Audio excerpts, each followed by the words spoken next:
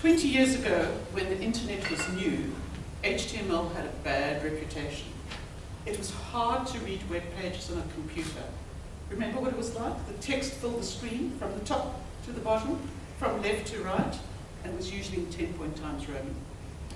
So in later years, when PDF came to prominence, it enabled us to publish well-designed documents as web attachments.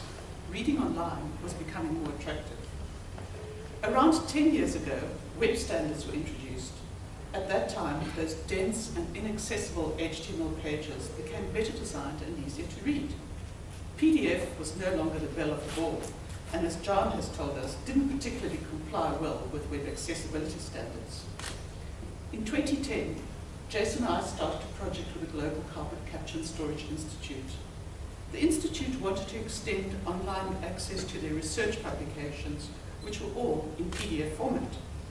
The Institute commissioned Bobby Graham Publishers to provide alternative digital formats for handheld devices and smartphones.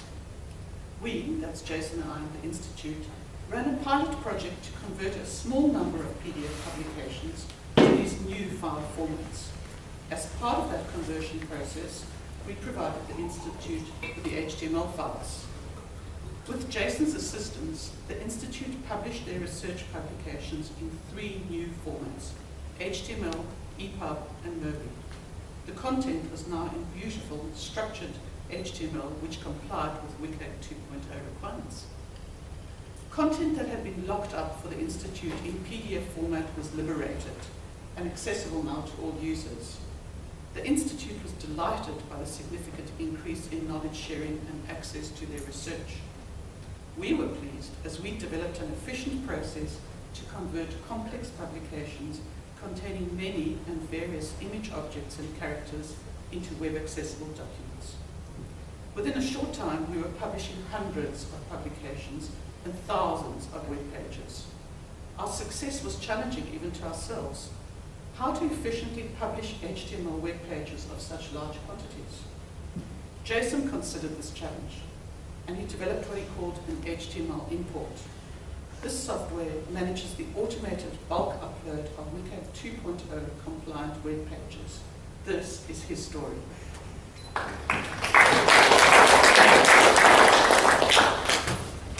As Bobby mentioned, 4 years ago, we had this challenge with the Global Carbon Capture and Storage Institute. The institute based in Canberra, the problem the institute was having is the majority of their audience are overseas, in the US, in Europe. And we were printing about 2,000 copies of the annual report and distribute those to our audience globally. There was a very surprising and disappointing discovery found in the annual members meeting in Calgary, in Canada. We were in the hotel, and on the day we were leaving, we found out about a couple of hundred copies of the report was dumped in the rubbish bin because nobody wants to take the heavy and bulky report with the luggage going back home. So the Institute decided to extend its digital approach by publishing the key knowledge product in alternative format.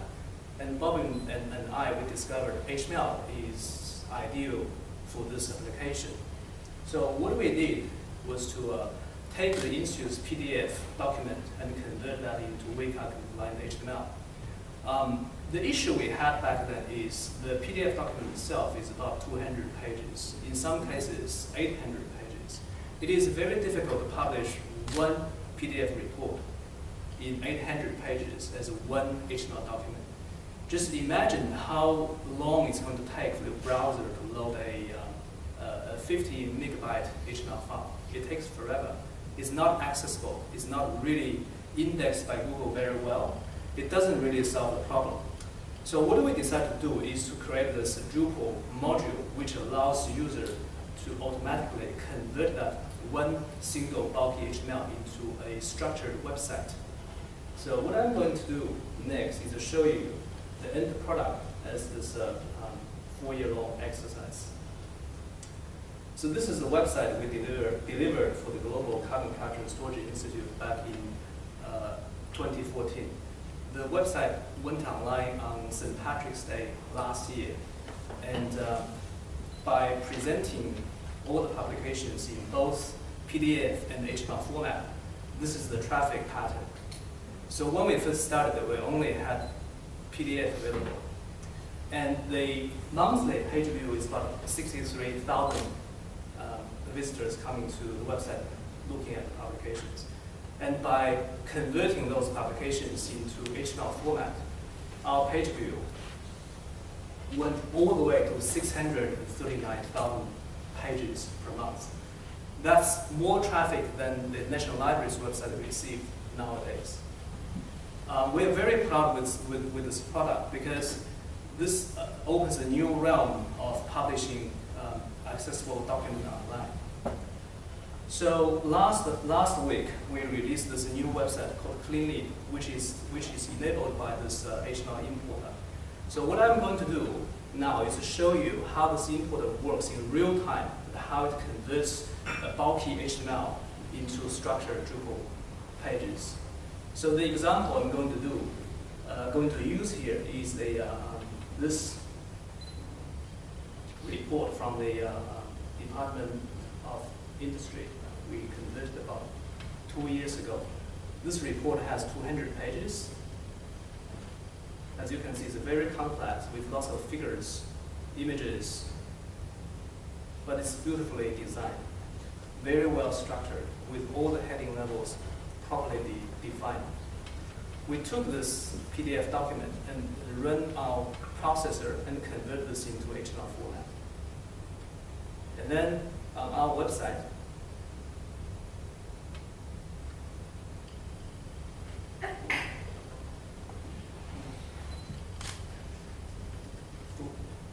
processing report, create a new page.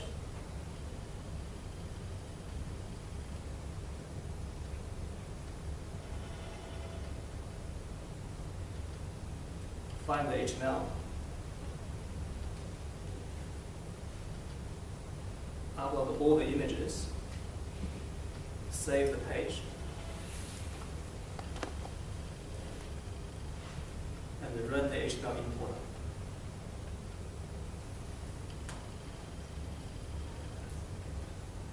It takes about 10 to 20 seconds to import this 200 pages PDF document converted as HTML into the website.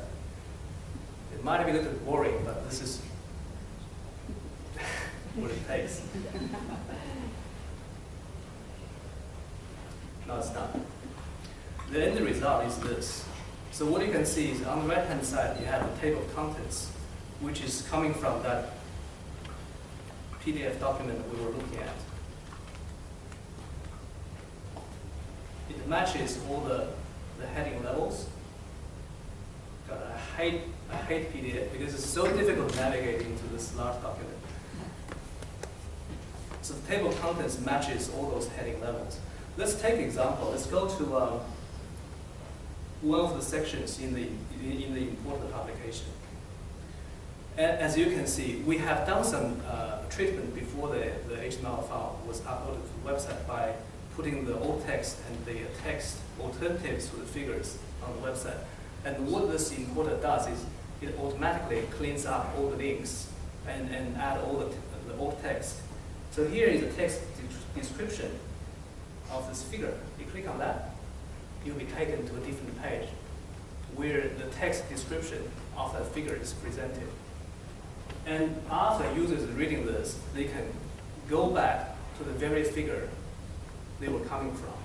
So all this is taken care of by the HTML importer. And more importantly, if you have been using Drupal for a while, you might be familiar with this taxonomy concept.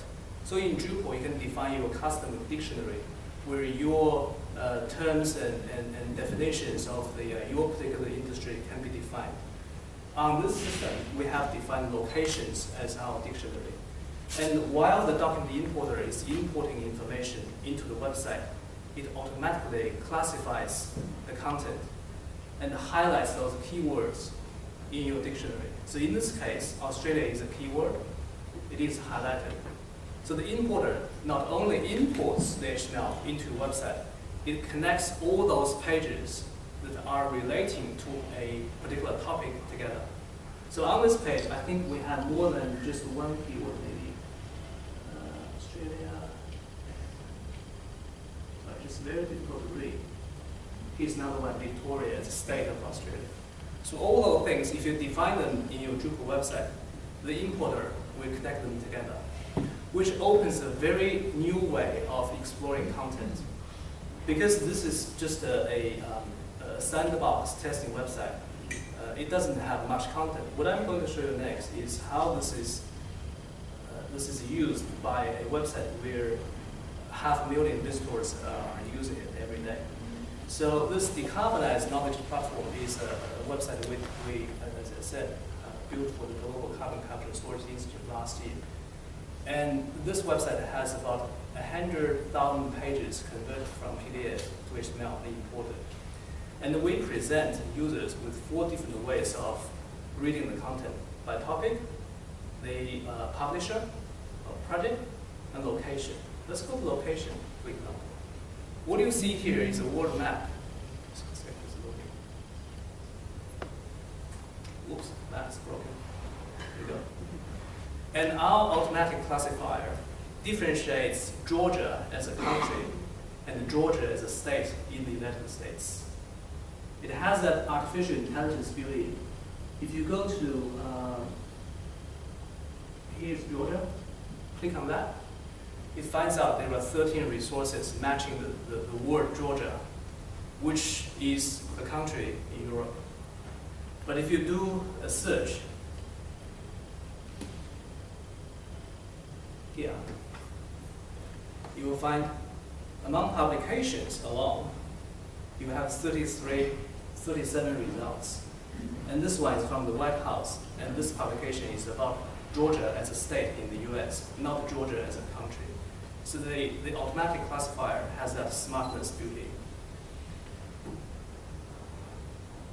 And just recently, we did a project for the Bureau of Meteorology. Their challenge was to convert about 1,000 publications authored by Cyril in Microsoft Word into a Drupal website. And the initial project schedule was to deliver the first publication converted and imported by the end of March. We started doing that project on the 5th of January, and we've done what they want to do by the end of March on the 2nd day. And we did the presentation of the prototype website last week, and it was very, very well received. And by looking at the Word document, we refine our tool. And now, what I'm trying to present to you is a very different way of web authoring. We're thinking about one of the challenges web authors had with their colleagues at government departments. Lots of people are still very used to Microsoft Word. They type in Word and they create those beautifully designed documents with hundreds of pages. And they want you to put those documents on the website. It is very difficult for a web publisher to copy and paste a large Word document into a website. Sometimes it's even impossible. So what do people do is they convert those Word documents into PDF, or they publish those Word documents directly on the website. By looking at Word, there is a very handy feature Microsoft has offered since Office 2003. You have a File, Save As, Web Pages filter option. By doing that, if you have applied the accessibility treatments in your source Word document by putting alt text to the figures and images, by defining the table headers, you actually make the Word document almost WCAG 2.0 compliant. And then all you need to do is save that Word document as HTML and use our tool to import to the website. And the end result will be instantly WCAG 2.0 compliant. So what I'm going to do next is show you one of those documents we did for the National Disability Insurance Scheme.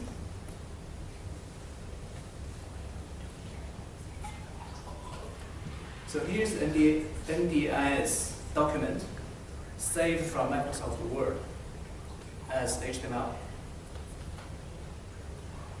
So what I'm going to do next is to come to this website and type in NDIS, okay? Choose the source file.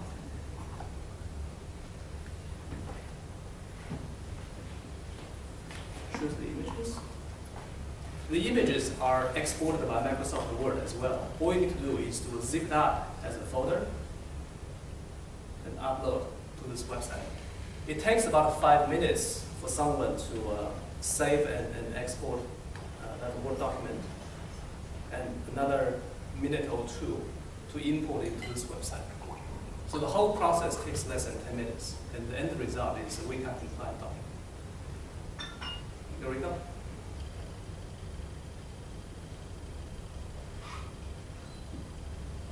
And that Word document, saved as HTML, is now on the website. If you look into details of those figures, you'll see Word has done a fantastic job of putting the alt text here. And your job is done. And you might question, how much this tool will cost you. It's free as a gift. So we decided to open source this product after the BOM project. Our colleagues at OPCIT will be able to help you to install those tools on your website. And the better news is this tool is completely compatible with the Department of Finance GovCMS project. And all you need to do is to drop those modules into your Drupal website and switch them on. I have a couple of articles on my website talking about how to use those tools and how to use those tools with Microsoft Word and Dreamweaver and some other web authoring tools along. Yeah, I think that's about it. Any questions? If you don't use Drupal. Well, Come and talk to us. yes, I think come talk to OPCIT. We're looking at some other options. We talked with a very senior developer from Microsoft. It is possible to port this to SharePoint and Sitecore, but the cost will be 7-digit. So unless someone wants to, floor the bill, it's just impossible to have this tool available to .NET technology. But we're looking at making this tool available to WordPress, which will be something we're going to do this year. And also the automatic classifier we are looking at. This is the previous generation of automatic classifier. The newer generation will link your website with, say, data.gov.au and some other government departments, some other government's major digital initiatives. So we're looking at automation, and those automated tools will eventually be presented to the open source community at no cost. Go ahead. I have 2 questions. Yes. Where do we find more specific information on the modules themselves? If we want to start using them, where would we go to find more information? Well, the tool itself has a very detailed description on Drupal.org, and the name of the module is HTML import. Oh, okay. Also, the support for Drupal 8, is that planned at some point? It's in progress, and we're very pleased to tell you, first of all, this tool is compatible with Drupal 6 and Drupal 7. Second thing is we have done extensive testing under both MySQL and Postgres, and this tool works perfectly for the under Postgres. And a catch here is to use the automated content classifier, you need to have Apache Solr in place. And Apache Solr is a standard offering, I think, in GovCMS. It's currently compatible with Solr 3 and 4. So both of those 2 major releases have been extensively tested. Thank you. Go ahead, please. Yeah, I've got a question, in terms of producing that Word document that is converted into HTML. what kind of things do you need to make sure you do with that Word document? I mean, obviously you need to make sure the headings are correctly structured. Yes. You need to add the alt text. Yes. Is there any other things that you need to know, document So, properties? Or? If you're using Word 2013 or newer version, the Office 365 online, you notice Word has a built-in accessibility checker, and all you need to do is make sure your document doesn't have any errors reported by the checker. So all text, the right heading levels, and the headers for the tables are very important. And I think we processed that NDIS document for a client. It took about 2 hours to make that document completely compliant with the accessibility requirements. And then all you need to do is very simple: save as HTML filter. And then if you want to take an extra step, you can clean up that HTML document in Dreamweaver. Adobe has done a fantastic job creating this Word HTML filter. It cleans up those empty p tags and the rubbish Microsoft Word has exported. But our tool also does some cleaning up as well. If you look at the configuration of that tool, just very quickly, what this thing allows you to do, I don't know if you can see the screen properly, is you can define heading levels. In this case, if I choose heading 3 as the heading level depth, every heading 1, heading 2, and heading 3 will become a new page on your website. And the next option is define the highest, the title heading level of the document. So what happened here is if your heading 3 becomes a new page, any heading under it needs to be bumped up, because if heading 3 becomes heading 1, heading 4 should become heading 3, and heading 5 should become heading 4, so on and so forth. So this tool does that automatically as well. And then you can also define the tags you want to import. So everything out of this array of tags will be dropped by the importer. There's one other feature I haven't demonstrated.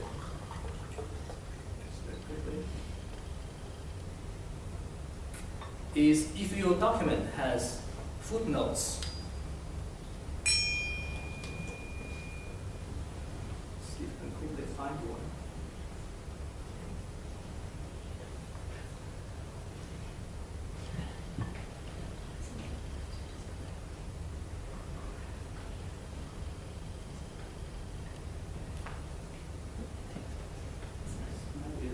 Yeah, there we go. If your document has footnote, the importer links the footnotes. Sorry, let me go to a page where I'm not logged in, because the admin bar up on top is blocking the view. Like this one, footnote 41. You click on that, it will take you to the footnote page. And highlights that footnote you were clicking. And after reading the footnote, you can go back to where you came from. So Jess, what you're saying there is your footnotes are all compiled to one single page rather than one individual page. You have the option to bring the footnotes onto those pages as you wish. So there's an option here. If you look at the configuration of the tool, again, you need to tell the tool what's the footnote link pattern. It runs the scanner and find out, oh, it's a footnote. Let's bring this footnote onto the page it is referenced.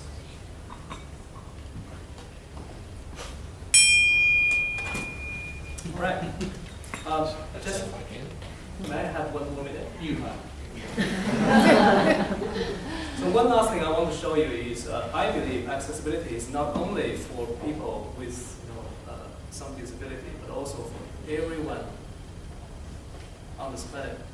So it is very important for us to understand information needs to be findable by the internet. So here's a very good example why HTML is way better than PDF. By doing a Google search on Department of Prime Minister's Cabinet Environmental Impact 2013 to 2014. So we did this report for DPMC last year. The HTML version is always favored by Google, and it's always going to be ranked higher than any PDF.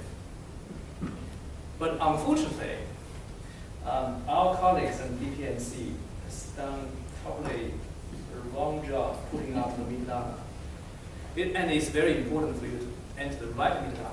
In this case, if you look at the Google search result, DPMC annual report 2013 to 2014, there were 2 of those, and they have identical titles. And the problem with those is one is for the department's annual report, and the other one is for a Aboriginal Land Commission, and they share the same title. And as far as the search engine can see, those 2 are the same document. And in some cases, this one will be ranked higher than the other. So it is very important that you put in the title, something like bracket Aboriginal Land Commission report when publishing those things on the internet. Go ahead, please. Thank you. I'm the one thing that wasn't actually part of this developmental. Probably it was I was saying that did that, but that's the feedback that we've actually received. Right. And I can go back and tell one of the people that were in the team that other people have picked up that, so that's one of the things that needs to be fixed. The project hasn't actually been completed yet, but that feedback is always good to hear from other people who are not attached to the department. Sure. Yeah. So my conclusion is, if there's one client you want to please, that is Google.